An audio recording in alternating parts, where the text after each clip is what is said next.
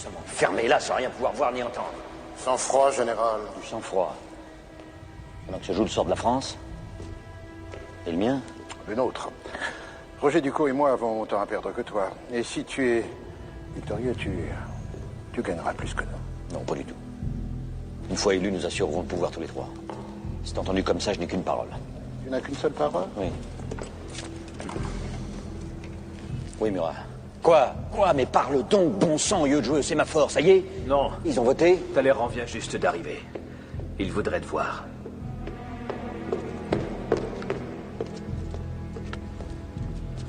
Général, j'arrive à l'instant du pavillon de l'Orangerie.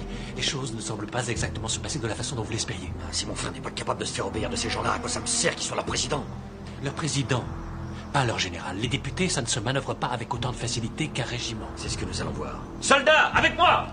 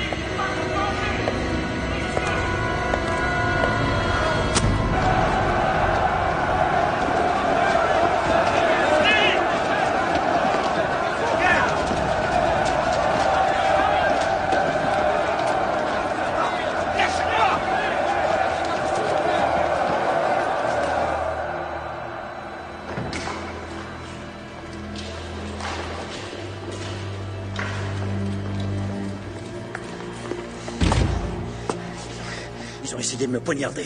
Mais non, ils vont essayer de t'intimider. Non, non, Non, ils ont vraiment cherché à me tuer. Nous avons échoué. Nous sommes perdus. Il faut partir d'ici. Est-ce que quelqu'un peut essayer de nous faire sortir d'ici? Ils viennent de me déclarer hors la loi. Et vous? Pour vous, est-ce qu'il se rappelle seulement que vous existez? Il n'y a que mon frère qui compte à leurs yeux. Est-ce que tu vas bien? Tu n'es pas blessé? Et toi? Ils n'ont rien fait? Non, il n'a pas osé.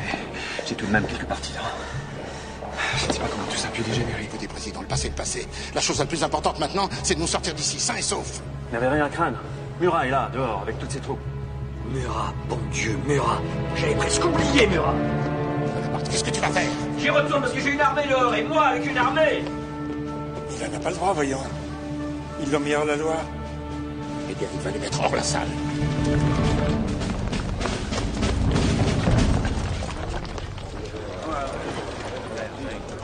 Soldats de la République, approchez! Approchez! L'Assemblée que je préside est sous la menace d'une faction de furieux, armés de poignards. Il est contraire à tous les principes de la République qu'une minorité fasse peser la terreur sur une Assemblée élue par le peuple. Soldats, en scène! Oser accuser Bonaparte de fomenter un coup d'État est une odieuse calomnie. Vous voyez cette lame? Je n'hésiterai pas à la plonger dans le cœur de mon frère si je le soupçonnais d'attenter aux libertés. Soldats, fort du droit que m'en donne le décret promulgué hier, le 18 Brumaire, je vous déclare que les représentants de la nation sont en danger. En conséquence, je vous ordonne. On connaît notre devoir. En avant!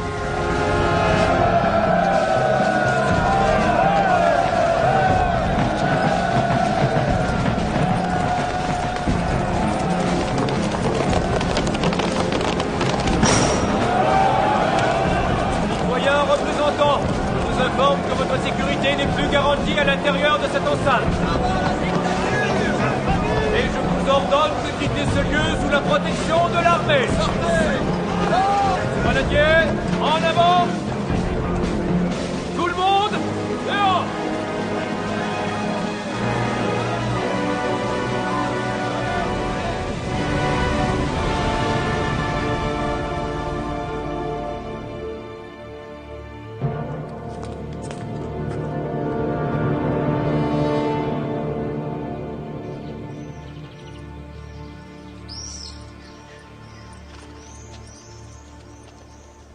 Crois-tu que ton frère pourra réunir suffisamment de députés pour faire procéder à un vote? Oui, il a encore suffisamment de partisans. Quel que soit le résultat, il sera parfaitement légal.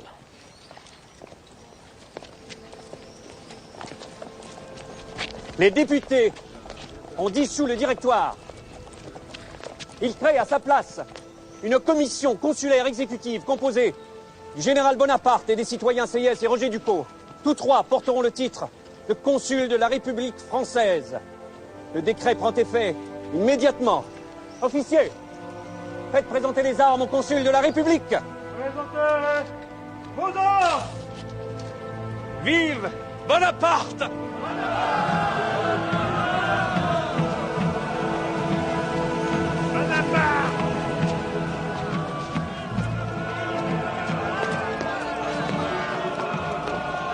Quelle heure est-il? À peu près 4 heures. Ça a pris plus de temps que prévu. Oui, plus long que prévu. Je pensais que ça n'arriverait jamais.